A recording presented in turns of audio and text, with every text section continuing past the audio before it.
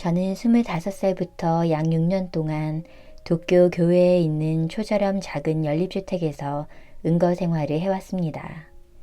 은거 생활이라는 표현을 쓰기는 했지만 옛날 이야기에 등장할 법한 속사를 떠난 사람과의 생활과는 다릅니다. 제 경우로 말하자면 사회와의 관계는 최소한으로 유지하고 기본적으로 일주일에 이틀만 일하며 연수입은 100만엔 이하로 사는 저소득의 소박한 생활이라고 할 수 있겠네요. 얼마 되지 않는 수입에 별도의 소득을 얻을 수 있는 주식이나 특수한 능력도 없지만 저는 가족이나 나라의 지원 없이도 평범하고도 행복하게 잘 살고 있습니다.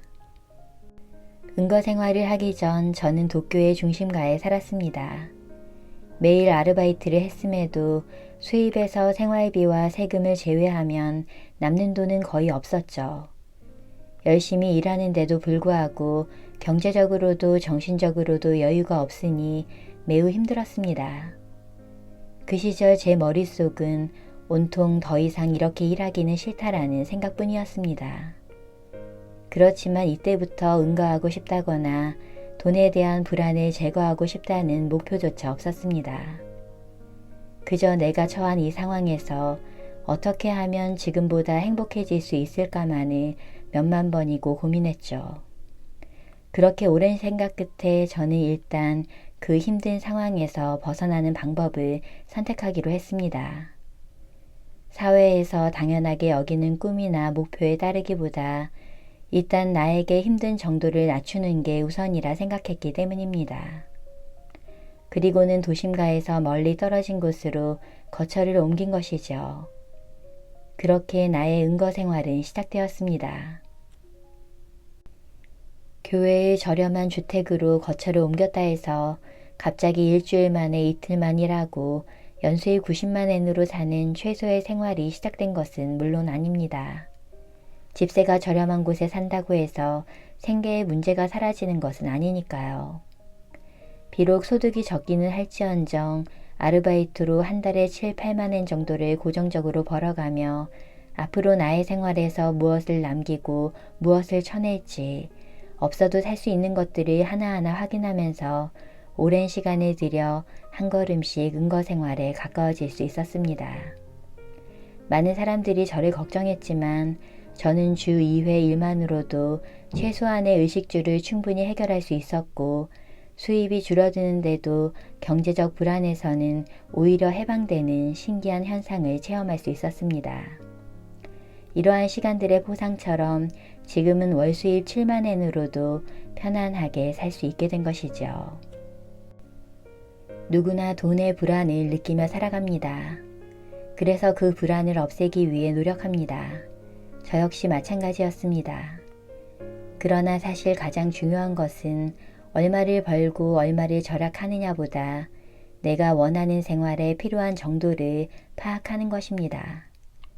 무작정 돈만 쳐다보다가는 인생의 본질을 잃게 됩니다. 지금의 저는 저소득임에도 경제적인 불안이 없는 생활을 하고 있습니다. 그러나 은거 생활을 시작하자마자 경제적 불안이 사라진 것은 아닙니다. 과연 이렇게 해서 먹고 살 수 있을까라는 걱정과 여러 시행착오를 반복해가며 나에게 정말 필요한 것과 필요치 않은 것들을 확인하는 매일매일의 고독한 작업을 쌓아나간 결과 내가 만족할 수 있는 최소한의 생활 조건을 알게 된 것이죠.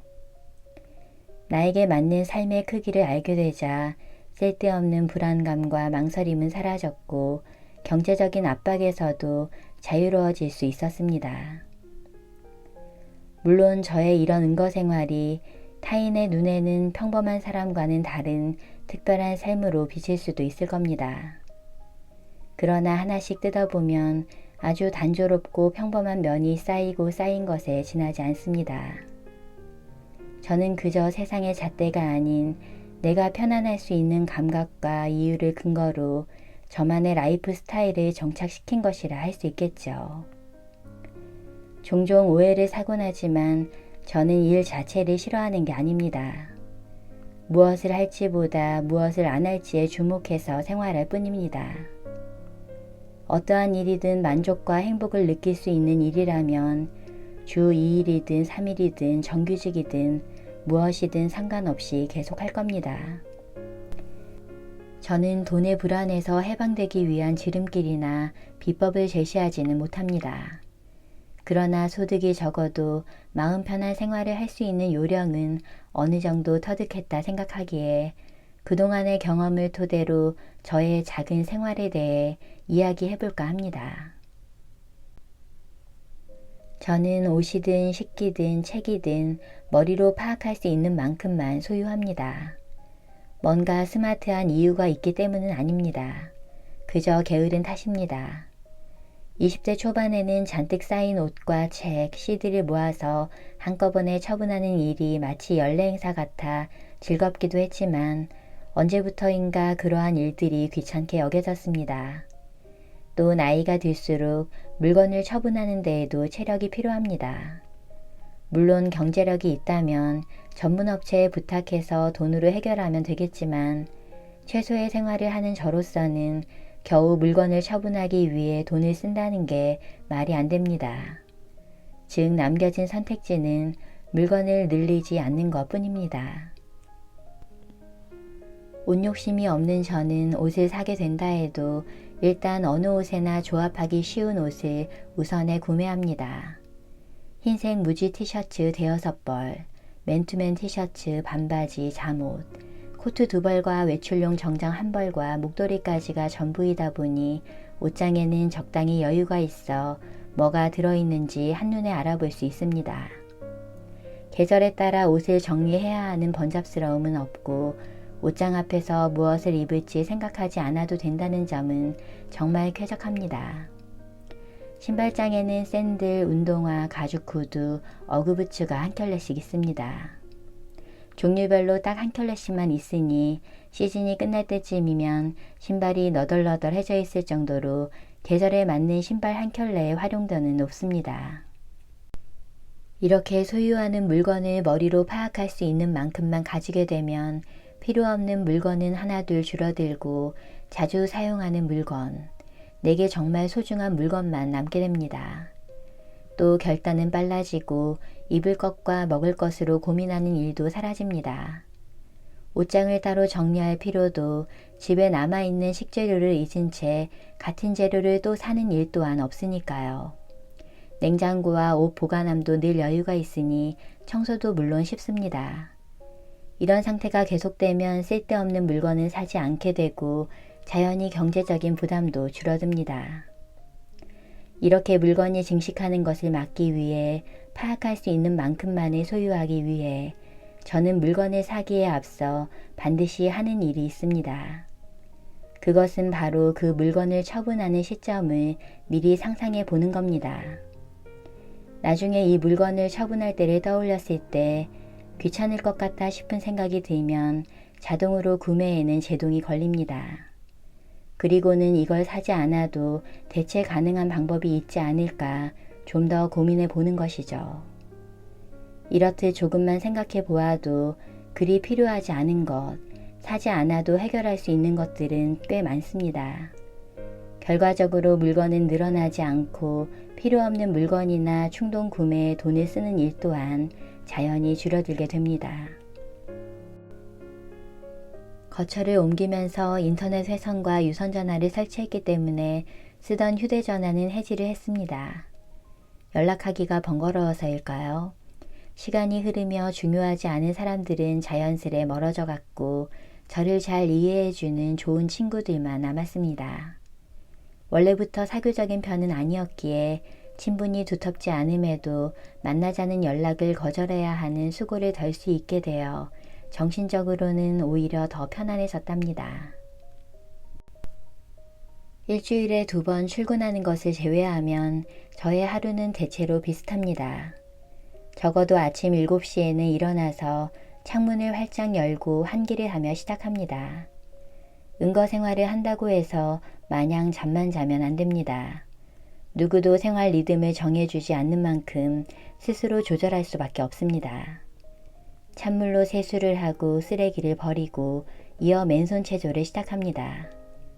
아침을 먹기 전에 차를 끓이고 마시면서 오늘 하고 싶은 일 리스트를 만드는데 그 시간은 참 즐겁습니다.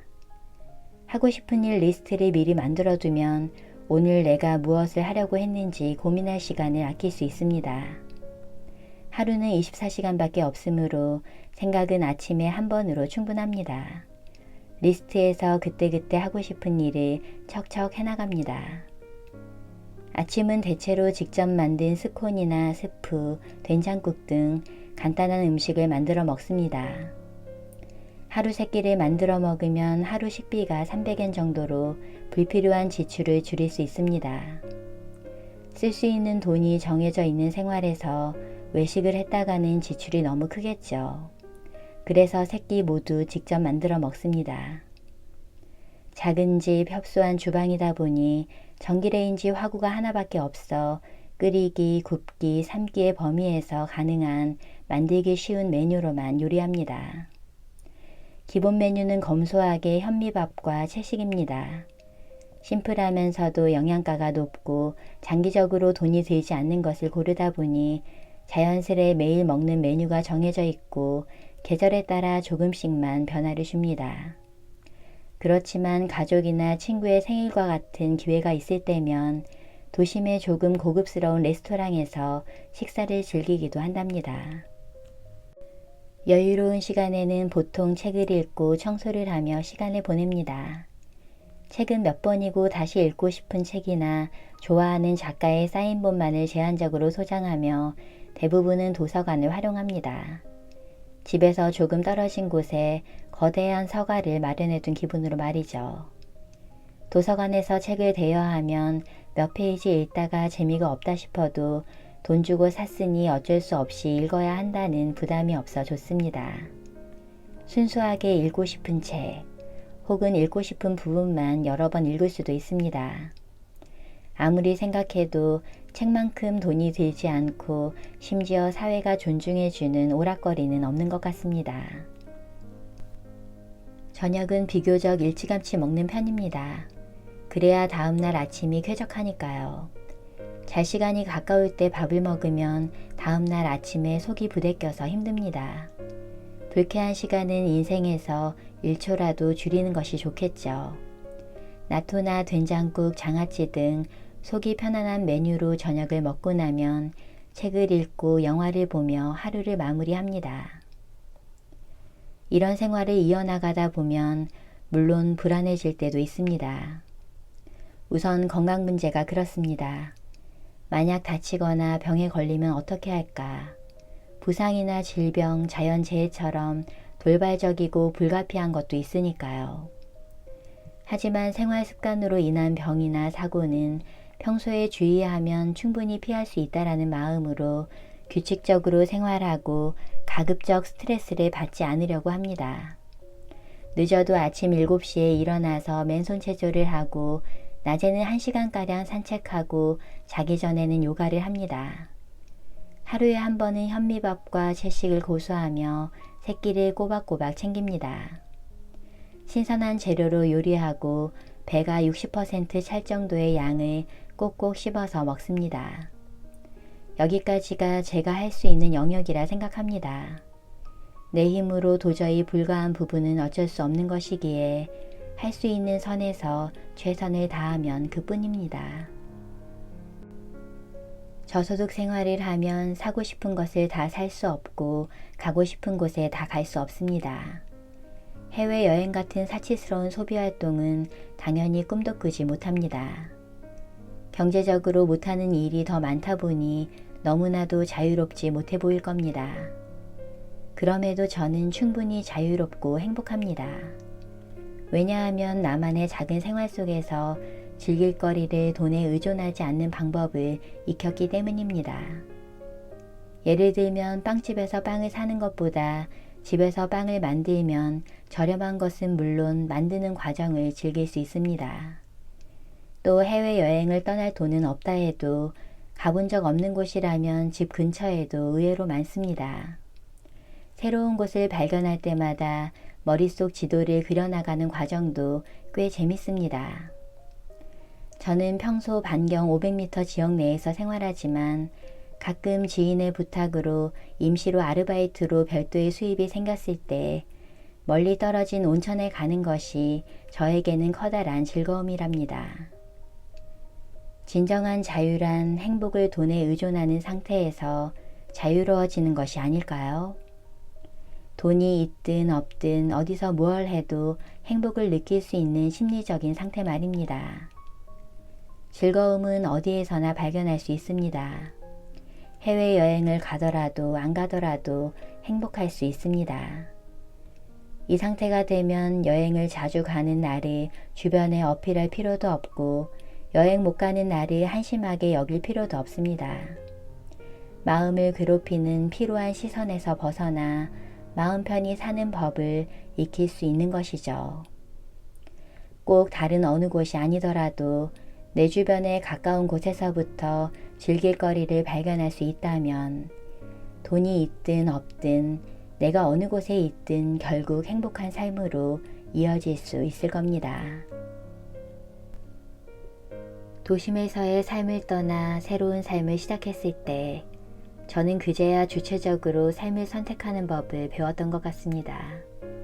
누군가와 비교해서 이렇고 저렇고가 아닌 오직 나만의 기준으로 무엇을 할지보다 무엇을 안 할지에 주목해왔던 6년간의 은거생활. 저의 이 작은 생활이 누군가의 삶보다 훌륭하다고도 열등하다고도 여기지 않습니다. 저소득 생활을 누군가에게 추천할 마음도 결코 없습니다. 그저 이렇게 사니 제가 참 편합니다. 슬로우 라이프 여유롭게 작게 사는 것이 열풍처럼 불어오고 있습니다. 그러나 아무리 유행을 끄는 삶이라 할지라도 그에 따라 모든 생활을 바꿀 필요는 없습니다. 사람마다 원하는 행복의 모양도 크기도 다르기에 그저 자신에게 맞는 삶을 살면 되는 것이죠. 내가 바라는 나의 모습을 알고 자신이 만족할 수 있는 최소한의 생활 조건을 파악해 둔다면 불안과 망설임은 사라지고 마음 편한 생활을 할 수 있습니다. 누구라도 진정한 넉넉함을 알게 된다면 매일매일의 행복을 누리게 될 것입니다.